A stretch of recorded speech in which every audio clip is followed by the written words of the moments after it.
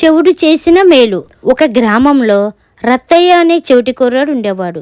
వాడి తల్లి చనిపోయింది. తండ్రి మళ్ళీ పెళ్లి చేసుకున్నాడు. రత్తయ్యను సావితి తల్లి చాలా బాధలు పెట్టేది.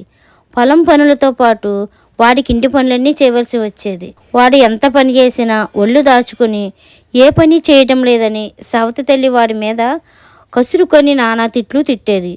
కొడుకు పడే పాటలు చూస్తూ కూడా రత్తయ్య తండ్రి తన రెండో భార్యకు భయపడి ఏమీ అనలేక లోపల బాధపడేవాడు. ఒక రాత్రి రత్తయ్య పశువుల కొట్టంలో పడుకొని నిద్రపోతూ ఉండగా తన సవతి తల్లి కర్రతో సహా తాను ఉన్న వైపు రావడం కనబడింది. ఆ రాత్రి వేళ ఆమె తనను చంపడానికి వస్తుందని భయపడి రత్తయ్య చడీ చెప్పుడు కాకుండా లేచి చీకట్లోకి పారిపోయాడు. అలా ఇంటి నుంచి పారిపోయిన రత్తయ్య తిరిగి చివరకు ఒక నగరం చేరాడు. ఆ నగరాన్ని పాలించే రాజు ఒట్టి అమాయకుడు. ఆయనకు ఒక కల వచ్చింది.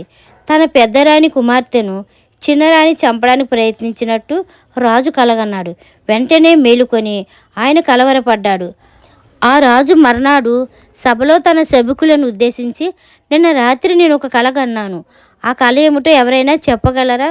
చెప్పిన వారికి 1000 రూపాయలు బహుమానం ఇస్తాను అన్నాడు. ఎవరూ ఏమీ అనలేదు. రాజు తెలివితేటలు వాళ్ళకు తెలుసు. ఎవరూ మాట్లాడిపోయేసరికి రాజు మంత్రికేసి తిరిగి, నాకు వచ్చిన కల ఏమిటో చెప్పగలిగిన వాళ్ళు ఇక్కడ లేనట్టుంది. ఈ విషయం దండోర వేయించండి అన్నాడు. ఆ దొండోర వేసే సమయానికి రత్తయ్య నగరం చేరి చాటింపు చూశాడు.